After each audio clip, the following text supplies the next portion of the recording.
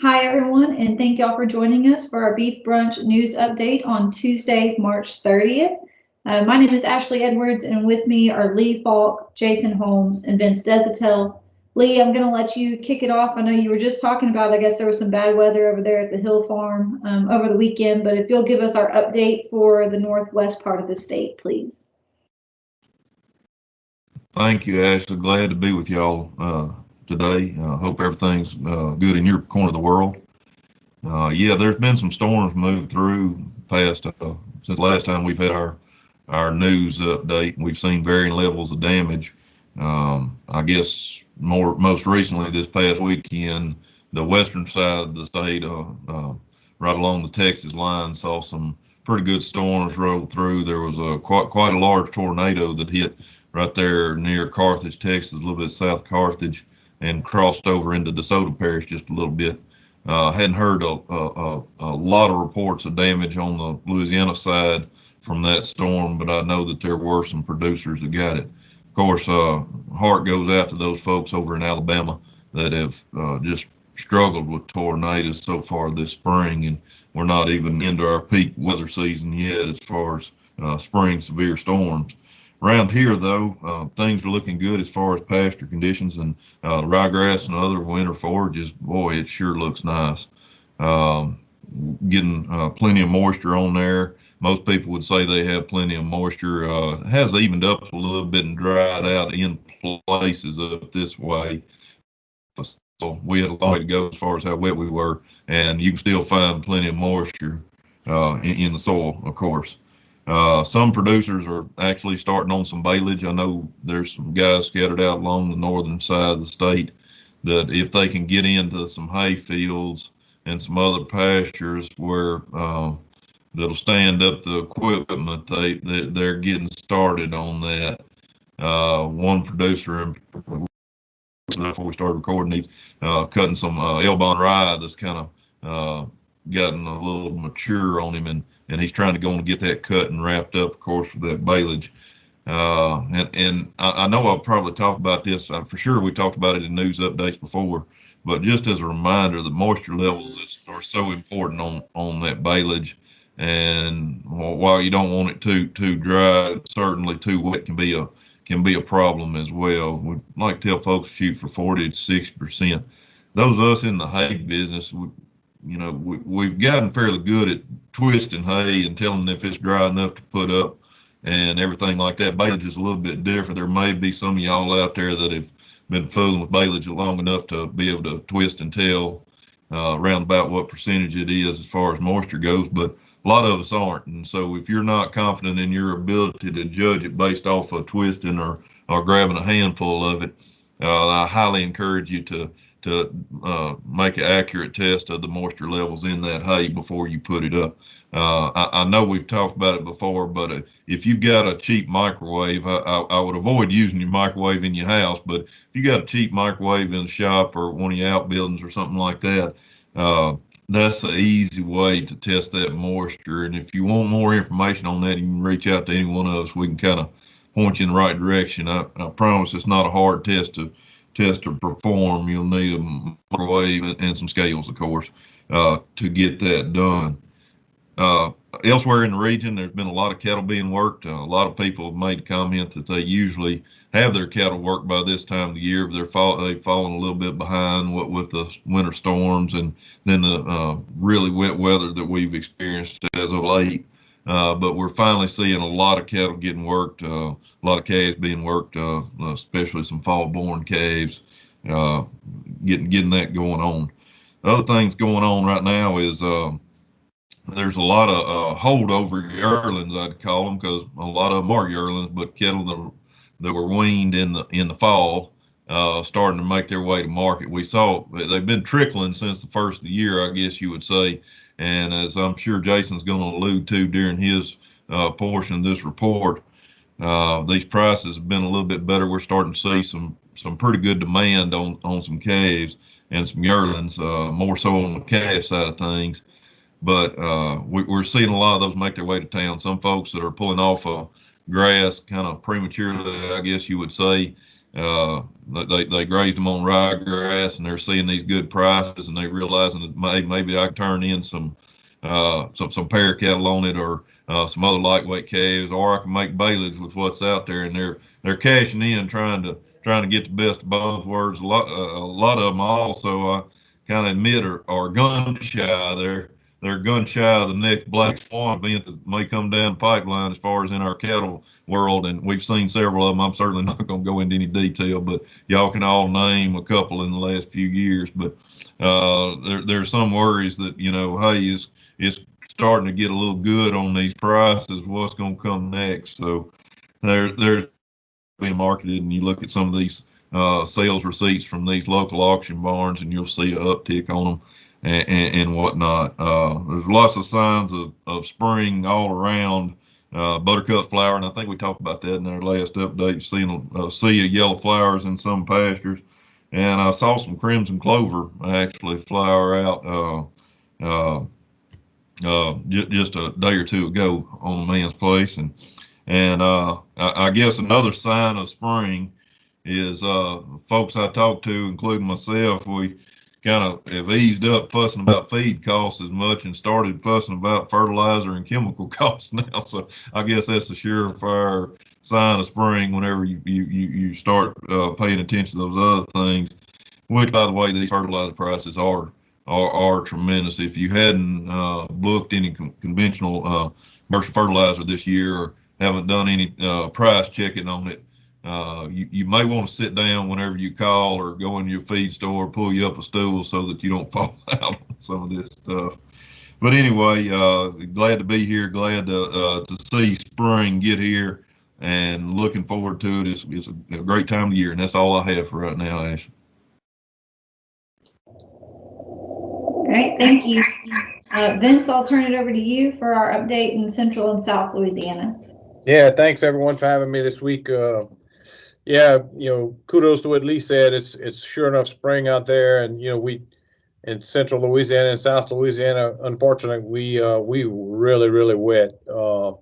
We had been dry up until this last storm event on last Tuesday, and area wide we got from 3 to 6 inches in spots, and we're predominantly flat. Our topography is flat here, so it doesn't get out quite as quickly as you guys up north with a little bit of slope to your land. So, but pastures are lush, green clover. We got Persian clover and white clover, along with that sea of yellow, because but that's kind of like eating chicken tenders. They're just gonna have to eat around the bone on this deal. But there's plenty green out there, and cattle are starting to look up. Likewise here, there's a lot of cattle being worked. Even some of those fall calves that kind of stayed behind the scenes as far as our winter situation. But a lot of calves being worked right now with anticipation of this market holding. Positive uptick in the market, here in South Louisiana, as we're faced with some freight differential compared to where you guys are located at up, that I-20 corridor. It kind of hurts us in a great way because we do have a freight difference. So any uptick in the prices is a positive deal. So with that being said, likewise here, the fertilizer prices, we may not have the freight you guys have as far as fertilizer getting from the ports of South Louisiana to some of our retail dealers, but still there is some sticker shock going on with that. We've got a tremendous amount of herbicides going out on hay fields and pasture alike, trying to get some of that lush growth on some of those problem weeds that we often have. Just kind of taking care of business and getting some fertilizer put out where we can, but we're really wet right now, and look forward to some drier conditions, and we'll get through another round of rain here tomorrow night and into Wednesday, and hopefully we can get some clearer and drier weather moving into April. So with that being said, that's about all I have right now. It's pretty mundane as far as what's going on in the field, because it's wet. It's just really wet. All right, thank you, sir. Jason, I'll turn it over to you for the Northeast region and our market reports, please. Well, thank you, ma'am. And it sounds like a broken record with most of us, just in terms of what the field conditions look like.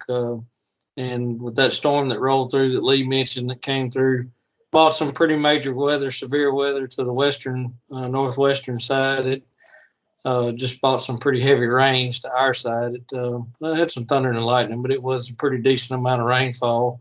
And looks like our Easter cool snap is coming in this week. So we were about 38, 39 degrees up here this morning.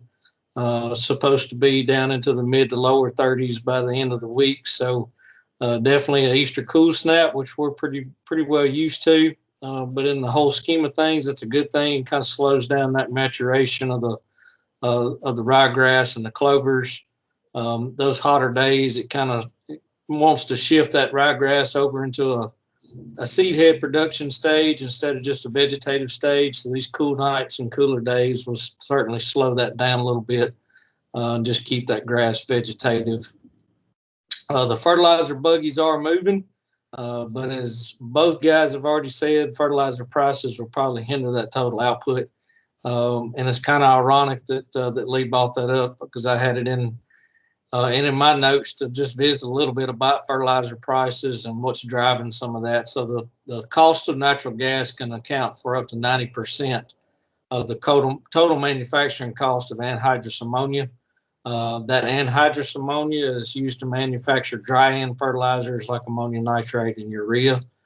So if you I called around and visited with a few of our local fertilizer retailers, and those prices are starting to level out a little bit. And when I say that cautiously, is that the weekly gains are not as big as what they were there for the past several weeks. I mean, we were getting 5%, 8% gains each week on those fertilizer prices, which, as Lee said, it make you fall off the stool at the farm supply store whenever you start hearing some of those prices. So what played into that is the big freeze in the middle of February caused a demand and a spike in demand for natural gas. And it also caused a collapse at the same time. So we had a big spike, a big collapse in production. That led to the second largest withdrawal of natural gas from storage in U.S. history. So now we're seeing that demand starting to decline just because of milder weather across the United States. And then return in normal production practices and some of those shales being ramped back up in production. So it'll take a little while to work through that backlog. It's just, it's the same song, different verse. I mean, it just never seems like we get into these type of situations. It causes a major backlog, and it just takes us a while to work through those backlogs. So I guess the other thing I'll go ahead and touch on real quick when we're talking about major issues. I don't know how many of y'all have been keeping up with the Ever Given. So that's that big cargo ship that's 400 meters long that's blocking the Suez Canal, and they don't really think that that's going to cause major disruptions in our major spikes, I guess you could say, panic buying in some of our commodities. That canal is mainly used to move petroleum between Europe and Asia. So it's not they don't think it's going to cause major disruptions in our grain markets. But it did cause a little bit of jump just because of the initial panic. So according to the Suez Canal Authority, I thought this was pretty neat. I was reading up on it today. Will take 20,000 cubic meters. That's over 26,000 yards. They will have to move that much sand in order to free that ship. So I thought that was pretty interesting. They're saying that it'll take weeks to move that amount of sand. Saw some video clips of some of the tracos they've got in there, and you realize how big those container ships are. Whenever you see a traco that we would consider pretty good size, it looks like a toy traco sitting next to those big container ships. It's pretty interesting. Cattlemen are finally gaining some leverage as fed cattle started to move up after a 6-week stall out. National Weekly Cattle Beef National Weekly Cattle and Beef Summary showed an estimated 646,000 head harvested. Dressed weights at 830 pounds, which is down 42 pounds from a year ago. To close out the week in the 5-area feeding region, fed, steer, negotiated cash sales ranged 113 to 117 on a confirmed 84,561 head. Most recent futures quote showed April up 97 cents at 121.07, June up 85 cents at 122.62, and August up 70 cents at 121.57. 500 to 600 pound steers, medium and large, ones and twos, sold between 146.49 and 156.87. So that's $3 higher and $8 lower from the previous week. So for comparison, that's about $5 a hundredweight more than where we were this time a year ago. 700 to 800 pound feeder steers, medium and large ones and twos, sold between 121.31 and 131.56. So that's steady to about $8 lower from the previous week. Same comparison, that's about $10 a hundredweight more than where we were this time a year ago. So I did peek at, so we're recording this after they've already released the sale report for Oklahoma City. So I did cheat a little bit and take a peek at that one, and those prices are improved. So where we were seeing some $8 lowers this past week, that it regained that ground for this coming week, as reported by the Oklahoma City National Stockyards. So most recent futures quotes on those feeder type cattle showed April trading up $1.97 at 147.10, May up 227 at 152.15, and August up $1.50 at 159.95. So again, as we reported a month or so ago, those 700 to 800 pound feeder steers are going to continue to look good into the later part of the summer. So those folks who are considering grazing some through the summer months, forward contracting those, so go ahead and locking in those prices now through forward contracting. That is probably going to be an option you might want to consider. So on lean cull cows, they were a cent to 3 cents higher from the previous week. So they ranged 51 cents to 60 cents a pound on those lean cull cows. Moving into our feedstuffs. So soybean meal is down $7.30 a ton at $418.80 a ton. So I'm going to include some trends on some of these commodities, just trying to give you an idea of how they're trending. So that soybean meal has been trending downward for the last 7 weeks, which is a good thing. Soybean hull is steady at $155 a ton. Cottonseed meal is steady at $455 a ton, and we've been steady on that cottonseed meal now for 3 weeks. Whole cottonseed is steady at $320 a ton. We've been steady at that price for the past 4 weeks. Corn gluten feed meal is up $5 at $735 a ton. DDGs are down $8.50 a ton at $212.50 a ton. So we have been trading downward on that commodity for the past 3 weeks. Rice bran is steady at $140 a ton, and corn is up up 10 cents a bushel. Thank goodness, not $10. Corn is up 10 cents a bushel at $5.83 a bushel. And my tongue-tied self for the day is going to give it back to you, Ashley. All right. So I just have, I've got about a handful of events that I know I mentioned during our last news update, but I want to keep y'all posted and continue to remind y'all on.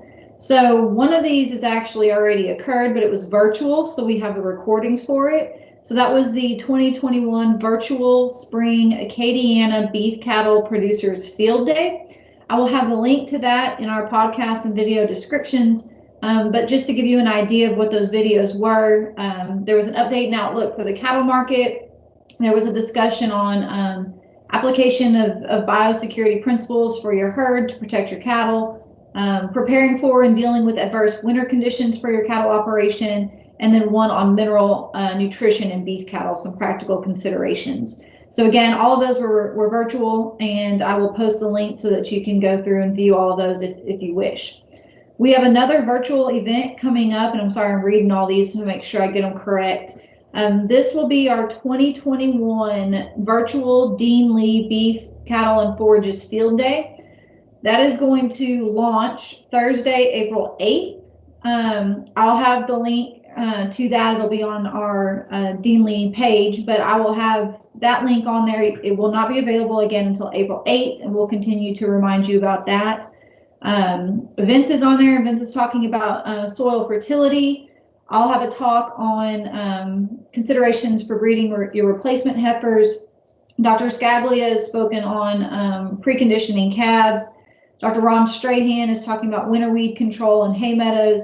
And then Drs. Twidwell and Allison tag teamed a clover utilization talk. And so Lee mentioned seeing clover popping up already in the fields, and they have some plots over at Dean Lee, and there was quite a bit over there just in their little plots that they had set up for that field day.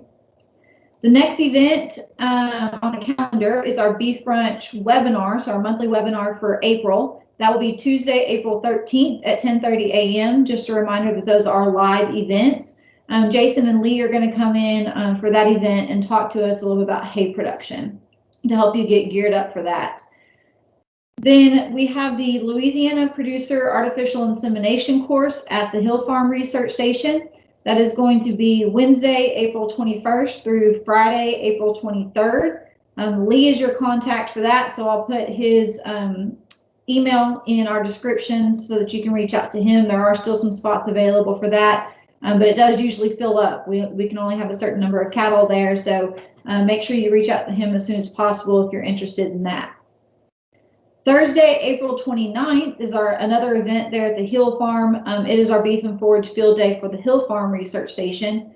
Again, Thursday, April 29th. We are asking that you RSVP for that. With COVID restrictions and everything, we need to have a head count and understand how many are coming. So again, Lee's the contact for that, and I'll have that information in the description for today. Then the last event that I want to talk about, I guess is more of a program, a series, and that is our Beginner Cattleman program. I believe I mentioned it on our last news update, but we've designed this program to focus on people that are interested in starting to raise beef cattle, or those that have been raising beef cattle for less than about 10 years. It is a hybrid course, meaning that there is going to be an online component, so you need to have access to internet. Those will be pre-recorded lectures that you can go and watch at your own time. And then we also have a handful of in-person events. So the idea behind that is you get a lot of the classroom learning online, and then when you get to come to see us in person, we can get you some more hands-on experience there and really maximize our time with you in person. Registration for that is due by April 16th. I'll have a link and information in the description. I am your contact for that, so all of that will be there as well. And with that, I think that's everything that we have for you today. We hope that you have a great week, and we will be back with you in 2 weeks.